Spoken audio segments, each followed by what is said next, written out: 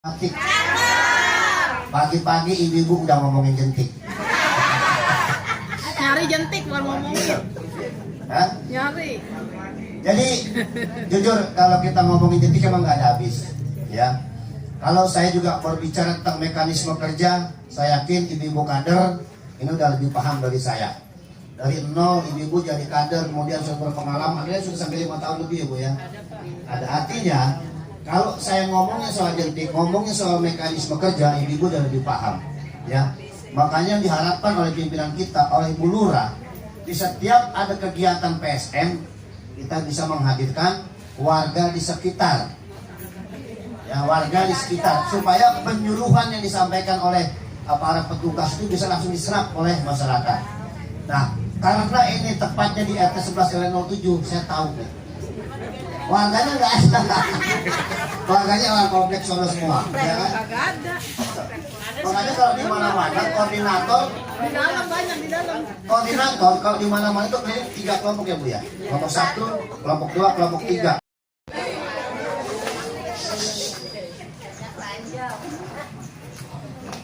Ya, saya kami memeriksa 6 rumah, ada yang berjentik itu 5 rumah, tapi ada 8 titik. Jadi di rumah itu, di rumah Bapak Rahmania, di PK Rahmania itu ada di batu bekas inian bendera. Terus di rumah Bapak Jainur itu di Pengki. Di rumah Bapak Yanto itu di Kaplik, di bak mandi, di galon tanaman air tergenang, atap kandang burung itu ada 3. Dan di Ibu Sri Mulyani itu di tanaman air, dan di box penyimpanan itu ada di atasnya, ada genangan air. Di Bapak Ibu Husnul atau Ibu Ninik itu di ember. Wassalamualaikum warahmatullahi wabarakatuh. Terima kasih. Assalamualaikum warahmatullahi wabarakatuh. Yang saya hormati Bapak RT 011 beserta Ibu, serta para RT dari RT 1 sampai dengan RT 11.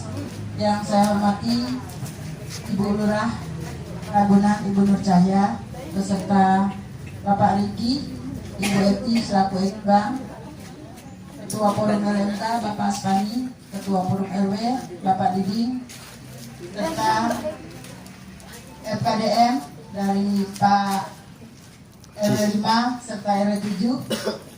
Yang saya hormati Ketua WPA Bapak Sarjiman beserta rekan-rekannya. Yang saya hormati Kasih Desra Bapak Nusuk. Yang saya hormati Kabin Kamtib Bapak Firman, teman-teman Jumat Iksel Kelurahan Ragunan. Yang saya hormati mungkin dari Dawis dan tim PKK Kelurahan Ragunan. Saya akan membacakan dari masing-masing RW total bangunan yang berjentik. RW 1 total jentik 12, RW 2 7, RW 3 13, RW 4 9, RW 5 29, RW 6 12, RW 7 awalnya 20 ditambah kelompok hari ini 5, jadi total 25. RW 8 11, RW 9 15, RW 10 12, RW 11 11. Total bangunan yang berjentik 156 rumah dengan total yang diperiksa 11.299 dengan ABG 98%, 98,61%. Demikian, terima kasih. Wassalamualaikum warahmatullahi wabarakatuh.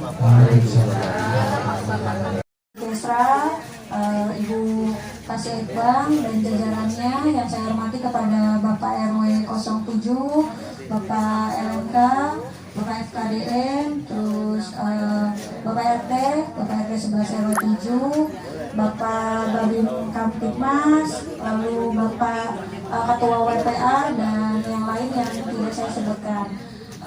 Terima kasih atas atas perhatian Kalau untuk PSN di RT 11 RW 7 ini sebenarnya adalah lebih banyak rumah-rumah besar ya ibu-ibu semua, rumah-rumah besar, terus juga rumah-rumah komplek yang memang susah atau sulit dimasuki gitu untuk RT 11 RW 7 ini. Sebelumnya juga RT 11 RW 7 sudah pernah dilakukan gerbek Jumati, lalu hasil yang didapatkan adalah ABJ-nya di bawah 95% gitu, yaitu ABJ-nya pada saat itu 84% gitu. Ya, PJB juga pernah dilakukan juga. Jadi PJB itu adalah pemantauan titik berkala, itu dilakukan 1 tahun sekali, diadakan oleh Puskesmas Kecamatan Pasar Minggu. PJB itu dipilih berdasarkan RW yang nomor pasarpamnya atau penjaga rumahnya atau ART-nya gitu, biar mereka tahu bahwa ada kegiatan dari kita, dari puskesmas, dari kelurahan, yaitu namanya PSN atau Jumadi Mandiri gitu.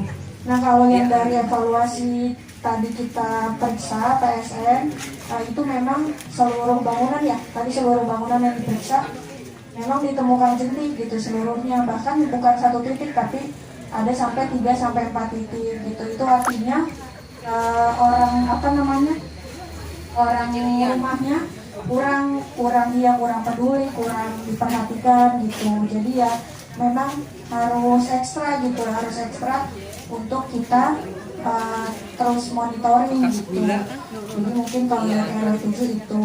Terus oh ya, permintaan maaf juga ya Bu ya, bahwa Dr. Sri Ratna hari ini pelayanan umum jadi digantikan oleh kami, nanti ada dari KPLD. Nah, nanti misalnya nih RW 7 kan nggak sampai 11, cuma ada 8. Jadi kita periksa 8 RT-nya itu gitu. Jadi kita periksa 8 RT tapi 1 RT hanya 10 gitu, ada 10 rumah. Nah, 10 rumah itu yang diperiksa bukan berdasarkan jumatiknya gitu, nanti berdasarkan petugas casingnya gitu kan, nanti ada petugas casing kecamatan, ada petugas casing kelurahan lainnya gitu. Nah, nanti mereka yang melihat mereka yang menuju ke rumah-rumah mana yang akan diperiksa gitu. Jadi tapi Bu Jumatik juga kasih saran, misalnya rumah yang sering banyak ditemukan jentiknya gitu, dikasih saran, Bu ini yang paling banyak jentiknya gitu. Nah, terus nanti dari 10 itu didapatkan 100 rumah. Jadi didapatkan 100 atau 100 lebih rumah, tapi biasanya sih 100, cukup hanya 100 rumah sampelnya gitu. Nanti dihitung ABJ-nya sama-sama. Nah, berarti kalau misalnya ABJ-nya masih di bawah seperti RW 7 64%, berarti kan sangat jauh ya, sangat jauh hasilnya gitu. Jadi bukan tidak mungkin kalau misalnya ABJ-nya rendah, ada kasus DBD. Itu ya Bu ya, nanti mungkin akan ditambahkan sosialisasinya dari KPLDH. Wassalamualaikum warahmatullahi wabarakatuh. Waalaikumsalam warahmatullahi wabarakatuh. Saya Indri KPLDH dari Puskesmas Kelurahan Ragunan. Yang terhormat Ibu Lurah, Bapak RW, Bapak LMK, Ibu KCS Bang, Bapak Babin Katipnas, Ibu-ibu semua, Ibu Jumanti, Bapak RW. Saya mau menambahkan tentang BPJS ya Bu. Ternyata KPLDH kan sudah pendataan di RW 8 dan RW 4. Nah, di situ kan masih terdapat warga yang belum mempunyai BPJS. Dihimbau untuk warga RW 7 yang belum mempunyai BPJS segera bikin ya Bu. Takutnya kayak kemarin ada pasien harus cepat-cepat dirujuk, pasien hamil tapi nggak punya BPJS sama sekali gitu, sedangkan dia mau lahiran kan. Nanti takutnya terkendala itu, nanti yang repot malah ibu-ibu semuanya ya, dikejar-kejar begitu. Terus bagi warga yang mau vaksin, silahkan vaksin di Puskesmas Kelurahan Jati Padang, Puskesmas Kecamatan Pasar Minggu yang dikontrakan Jalan Matasan, sama Puskesmas Kelurahan Cilandak Timur. Vaksin booster ya Bu. Boleh Bu kalau mau booster pertama. Lansia dibuka. Itu Matasan masuk RW 7 ya? kebagusan Pak. Bagusan. Di kebagusan, Makassar.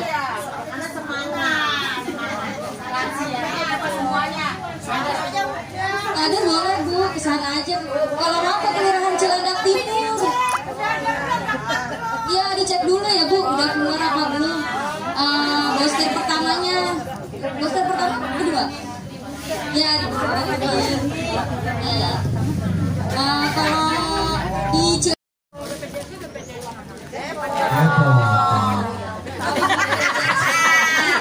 Itu dari bagus itu. Wah.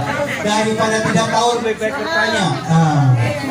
BPJS DKI, Ibu datangnya ke BPJS yang di Perdata. Tapi kalau iya KTP Depok jadi buatnya di Perdata. Tapi kalau masih kakaknya Ragunan, pokoknya kakaknya pas Jakarta, walaupun Jakarta Utara bisa ke Ragunan ya. Oh, berarti dia bukannya di Perdata. Iya Bu, silakan. Bukan ke Depok. Tadi padanya bilang ke Ya Bu, tolong Bu, ada yang bertanya. Anak saya mau lahiran, emang dia mau pindah ke Bandung. Itu lahirannya di sini boleh atau tidak? Boleh, BPJS-nya masih di sini kan? BPJS-nya masih di sini, Boleh. tapi kan mau pisah kakak ke Bandung. Itu nanti ditanyakan KTP dan ininya enggak tuh? jadi beda alamat ya. Oh, itu beda Yang dulu alamat. sih. Apa dulu lahiran? Itu lahiran Bu. Kalau dari puskesmas sama rumah sakit biasanya BPJS yang terdaftar di mana ya Bu? Kalau kalau BPJS-nya anak itu masih di wilayah Ragunan, bisa. Kalau masih ya Bu, masih bisa di apa?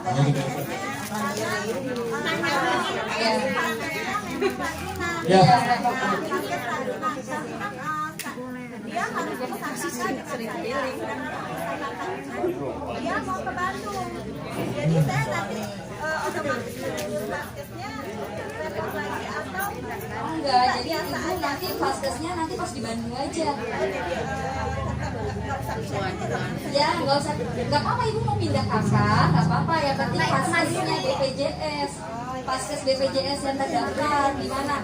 Walaupun dia KTP-nya luar, tapi kan sebelumnya sudah ngurus di Ragunan nih. Kalau Ibu belum berubah ke Bandung, itu tetap terdaftar di Ragunan, nggak apa-apa. Keluarga punya anak, suami masih ada semua, itu mau ngurus barunya lagi gimana caranya? Ibu nanti nanti bawa fotokopi kakaknya nih, tapi ngurusnya tuh jam 2 karena kan BPJS-nya saya jam 2 kan jam 3 Ibu bilangnya lapor puskes saja, nanti bilang aja gini, Pak ini nama saya BPJS-nya udah jadi, mau printin, tolong printin. Oh, jadi nggak usah bilang hilang. Printin. Oh itu. Ya kalau bilang hilang nanti malah ribet. Iya, itu diajarin itu. Ya nanti kan di situ kan BPJS biasa dicari nih sama bawah nih. Iya. Ya Bu, kalau ada nanti di printin. Tapi kita bukan berbentuk kartu ya. Iya, Peringan. kayak gini ya. Iya. Iya. Dulu ditekankan kepada warganya kalau bikinnya di Kelurahan Ragunan itu bukan KIS. Itu yang cantik-cantik Bu. Gak ada yang jelek Bu, anggota KPA gak ada yang. Coba berdiri Bu. Coba yang ada berapa Bu? Ada yang tunjukkan dirinya. Nah kan Bu, nah ini ada satu orang Bu yang nggak bisa hadir ya. Nah ini adalah apa sih Pak? Oh iya siap. Wah, mantap ya. Ini ibu yang perlu ibu ketahui ya. Ibu-ibu ini adalah insya Allah akan berjuang untuk mengedukasi, memberikan sosialisasi kepada warga masyarakat yang semoga sih di wilayah kita nggak ada ya Bu ya. Mudah-mudahan tidak ada, itu harapan kita semua. Seandainya pun ada, mudah-mudahan cepat diberikan kesembuhan ya, diberikan semangat. Makanya tugas BPA itu adalah memberikan support, motivasi buat yang terdampak maupun yang terpapar ya. Kami dibentuk Bu ya, kami bukan mendaftar atau kami bukan melamar Bu ya, tapi kami dibentuk, ditunjuk ya. Jadi ini mohon diketahui, dan kami punya jabatan atau punya masa periode. Kami dari tahun 2022 sampai dengan 2027 ya, itu jabatan kami. Jadi nanti setelah kami mungkin nanti akan ada petugas dari RW-RW lain, monggo dipersilahkan, nanti itu kewenangan dari pihak kelurahan yang akan membentuk ya. Jadi kami mohon support atau mohon informasi dari Bapak Ibu sekalian di wilayah masing-masing. Apabila ada warga yang terindikasi, mohon diinfokan Bu ke kami. Nanti kami akan berkoordinasi ke yang lebih kompeten, yang lebih berwenang, yaitu pihak puskesmas, pihak kesehatan, pihak rumah sakit ya. Karena tugas kami hanya memberikan sosialisasi kepada warga masyarakat agar kita ini untuk untuk mencegah jangan sampai ada warga kita yang terdampak ya, dan juga jangan sampai yang terdampak atau terpapar AIDS ini kita kucilkan, nggak boleh Bu ya, karena selama kita hanya berhubungan bersosialisasi, ngobrol bersama, itu nggak menular Bu.